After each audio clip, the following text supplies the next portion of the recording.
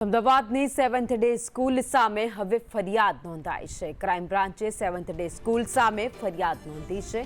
કોર્ટમાંથી પરવાનગી મેળવવાની તજવીજ પણ હાથ ધરી છે। સેવન્થ ડે સ્કૂલમાં વિદ્યાર્થીની હત્યા બાદ લોકોમાં આક્રોશ જોવા મળ્યો છે, તો સ્કૂલની નિષ્કાળજી અને બેદરકારીના લીધે ફરિયાદ નોંધવામાં આવી છે।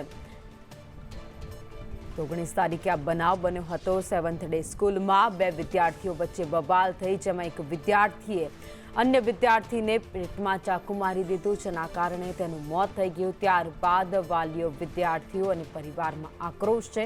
ન્યાયની સૌ કોઈ માંગ કરી રહ્યા છે, ત્યારે પોલીસ પણ ચાપતો બંદોબસ્ત ગોઠવી આગળની કાર્યવાહી હાથ ધરી રહી છે। તેવામાં હવે ક્રાઇમ બ્રાન્ચે મોટી કાર્યવાહી કરી છે। સેવન્થ ડે સ્કૂલ સામે ફરિયાદ નોંધવામાં આવી છે।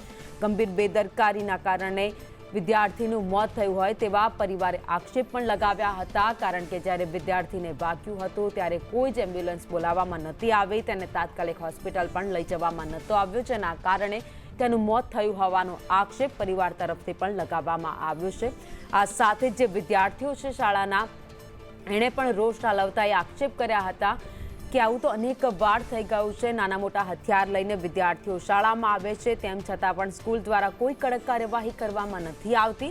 માત્ર 1-2 દિવસ માટે જ સસ્પેન્ડ કરવામાં આવે છે વિદ્યાર્થીને, ત્યારબાદ સ્થિતિ રાબેતા મુજબ થઈ જાય છે। ના એનું જ પરિણામ છે જે અત્યારે સેવન્થ ડે સ્કૂલમાં જોવા મળી રહ્યું છે। જો કે સેવન્થ ડે સ્કૂલ તરફથી પણ 19 તારીખે જે ઘટના બની ત્યારબાદ લોકોમાં આક્રોશ હતો અને શાળા ઉપર હુમલો કરવામાં આવ્યો હતો, તેના કારણે 500 લોકોના ટોળા સામે ફરિયાદ પણ દાખલ સ્કૂલ તરફથી કરવામાં આવી છે।